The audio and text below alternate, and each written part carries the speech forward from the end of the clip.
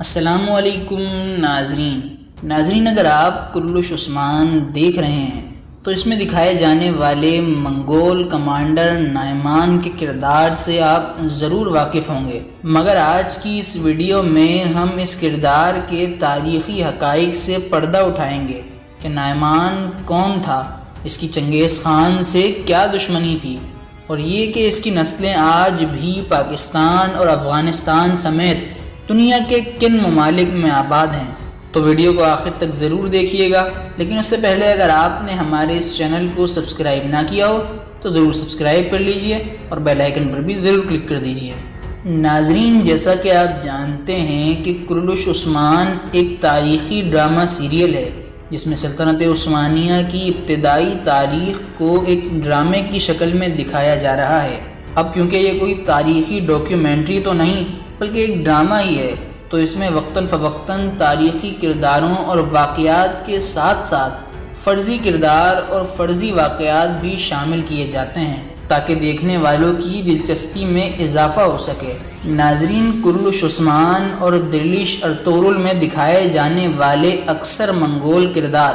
جیسے نویان، النجک اور بالگائے وغیرہ انسانوں کے نہیں بلکہ منگول عہدوں کے نام تھے۔ اسی طرح نعمان بھی تاریخی نام تو ہے مگر یہ کسی منگول کمانڈر کا نہیں بلکہ ایک ترکو منگول قبیلے کا نام تھا جو 12ویں صدی عیسوی میں وسطی ایشیا کا ایک بااثر قبیلہ تھا۔ یہ عثمانیوں کے سلطنت قائم کرنے سے پہلے بھی اس وقت کے منگولیا میں آباد تھا، مگر اس کا ترکوں سے ایک بڑا گہرا تعلق ہے، اور وہ یہ ہے کہ اس قبیلے کے زیادہ تر لوگ ترک زبان بولتے تھے، اور مورخین کے مطابق یہ اوغوز قبائل میں سے 8واں قبیلہ تھا، اور دراصل نعمان کا مطلب بھی 8 ہی ہے۔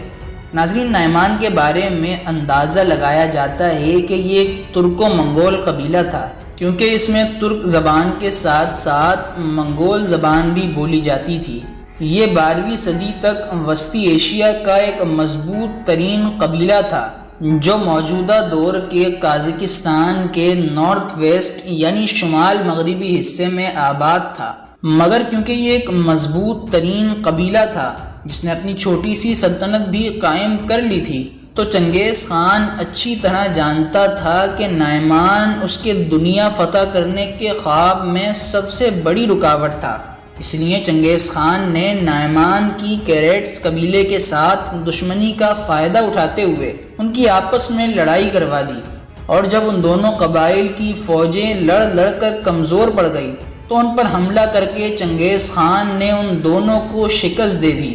ناظرین، مختصر یہ کہ نعمان موجودہ قازقستان میں آباد ایک مضبوط قبیلہ تھا جس نے اپنی سلطنت بھی قائم کر لی تھی، جسے کہ منگولوں نے بعد میں ختم کر کے اپنی سلطنت میں شامل کر لیا۔ جب منگولوں نے اسلام قبول کرنا شروع کیا تو بہت سے نعمانز نے بھی اسلام یا عیسائیت کو قبول کیا، اور آج بھی دنیا میں 20 لاکھ کے قریب نعمانز آباد ہیں جو کہ روس، ازبکستان اور خصوصاً چین کے صوبہ سنکیانگ میں بڑی تعداد میں موجود ہیں۔ اس کے علاوہ پاکستان اور افغانستان میں بھی شیخ علی ہزارہ نام کے قبیلے کے لوگ آباد ہیں جس کی جڑیں نعمان قبیلے سے جا ملتی ہیں۔ جیسا کہ آپ جانتے ہیں کہ پاکستان میں ہزارہ قبیلے کے لوگ آباد ہیں اور سینٹرل افغانستان میں بھی بڑی تعداد میں اس قبیلے کے لوگ رہتے ہیں۔ ناظرین، کیونکہ نعمان وسطی ایشیا کا ایک مضبوط ترین قبیلہ تھا جس کی تاریخی طور پر بہت زیادہ اہمیت ہے،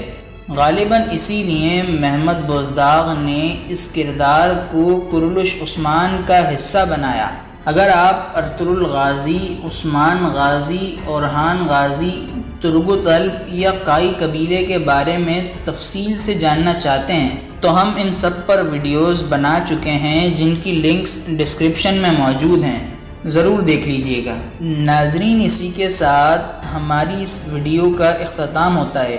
ویڈیو کیسی لگی کمنٹ کر کے ضرور بتائیے گا، اور اسی طرح کی تاریخی اور معلوماتی ویڈیوز دیکھنے کے لیے ہماری اس ویڈیو کو لائک کر کے چینل کو سبسکرائب کر لیجئے۔ اگلی ویڈیو میں ملاقات ہوگی، تب تک کے لیے اجازت دیجیے، اللہ حافظ۔